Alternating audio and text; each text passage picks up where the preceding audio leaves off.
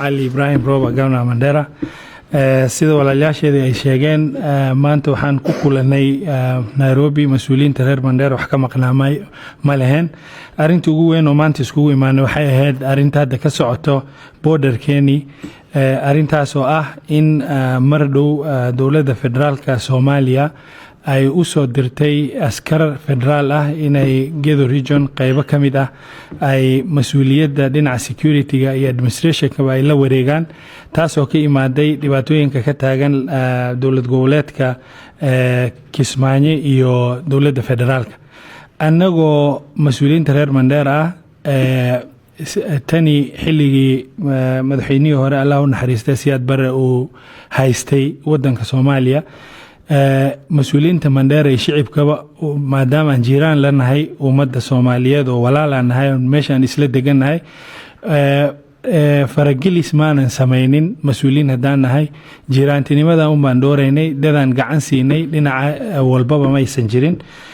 waxaan ku dadaalnay inaan ka noqono arinta neutral dadaan moogtay ku xiriirsaneen hal dhinac marka arintan waxay keentay in dadkii mar hore administration-ku u hayay Jubaland dhinaca Doolo iyo Beled Xaawaba ay laga soo bixiyay oo hadda dadka ay soo galeen magaalada Mandera oo qayb kamid ah magaalada Mandera ay degan yihiin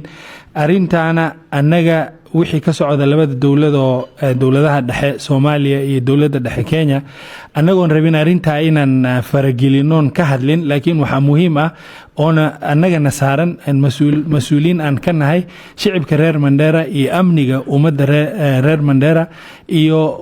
ummadda kale walaalayaasheen oo jiraan aan lanahay oon la rabno in ayagana amniga aan ku noolnahay ay nagula noolaadaan maadaama aan jiraan nahay arinta hadda waxay keentay iska horimaasho aad u adag oo ka socota dhinaca ciidan uu wato ninka wasiirka Cabdirashiid uu wato iyo ciidamada federaalka Soomaaliya oo hadda Beled Xaawo la wareegay iyo Doolo la wareegay waxaan rabnaa inaan dawladda dhexe Kenya aan ka codsano inay boqolkiiba ay moogtahay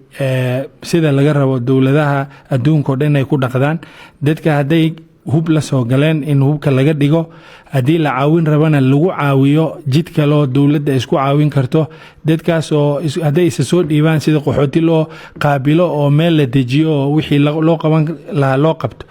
dadkaas ma rabno hubaysan inay hubku sii jeediyaan Beled Xaawo kuwii Beled Xaawo joogana ay u soo jeediyaan hubka Mandera taas oo dib u keeni doonto shicibkan anaga mas'uul ka nahay haday gaarto amniga ummadda reer Mandera qaasatan sida guudna aan mas'uul ka nahay boqolkiiba arrimahoodii mustaqbalka noloshoodii uma dul qaadan karno anagoon ikhtilaafsaneen dawladaha dhexe waxay wataan waxaan rabnaa inay ogaadaan ma ogolaan karno gacan ma siinayno waxaan rabaa in sida ugu degdeg badan Cabdirashiid iyo kooxdiisii in hubka laga qaado meel kale oo lagu hayn karo dawladda dhexe geyso midda labaad dadka hubaysan waxaan rabaa inay hubka iska dhigaan shicibka Manderana waxaad ogaataan mas'uuliyiinta oo dhan boqolkiiba way taageersan yihiin arinta amniga ummaddaanada wax walbo amniga wax u dhimayna boqolkiiba waan ka soo horjeednaa waxaan rabnaa dawladdeena Kenya iyo